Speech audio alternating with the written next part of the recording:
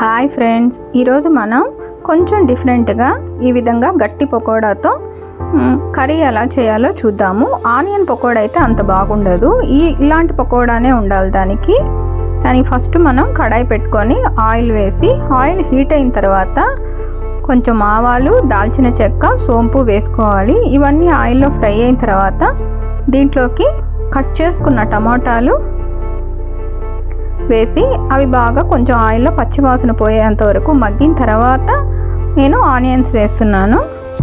Onions కొంచెం కరివేపాకు కూడా వేసి వీటిల్ని ఆయిల్లోనే మనం సిమ్లో పెట్టుకొని బాగా మగ్గనివ్వాలి. ఆ తర్వాత దీంట్లోకి 1 స్పూన్ ఉప్పు, కొంచెం పసుపు కూడా వేసి బాగా కలిపి మూత పెట్టుకొని వీటిల్ని మనం మగ్గనివ్వాలి ఆయిల్లోనే. ఇలా మగ్గిన తర్వాత దీంట్లోకి మనం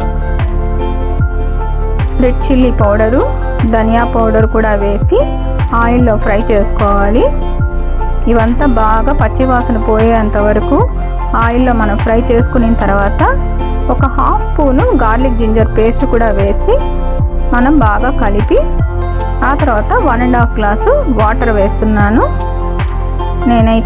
నేను ఒక 100 నుంచి 150 గ్రామ్స్ దాకా పకోడా తీసుకున్నాను. దానికి కాను నేను ఒక 3 టమాటాలు, 2 ఆనియన్స్ తీసుకున్నాను.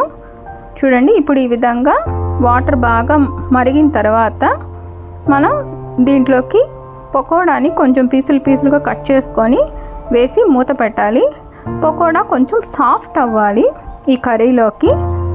చూడండి, ఇప్పుడు ఈ విధంగా అప్పుడప్పుడు కలిపి తీసి చూసుకుంటూ ఉండాలి. పకోడా సాఫ్ట్ అయిన తర్వాత మనం మూతని ఫుల్గా క్లోజ్ చేయకూడదు, హాఫ్ వరకే పెట్టి సిమ్లో పెట్టి బాగా ఉడికించుకోవాలి.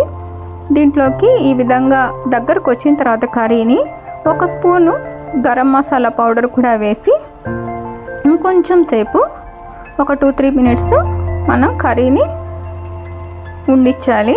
చూడండి, ఇప్పుడు ఆయిల్ బాగా ఫుల్ పైకి తేలింది అంటే ఇప్పుడు ఈ కర్రీ రెడీ అయిపోయింది.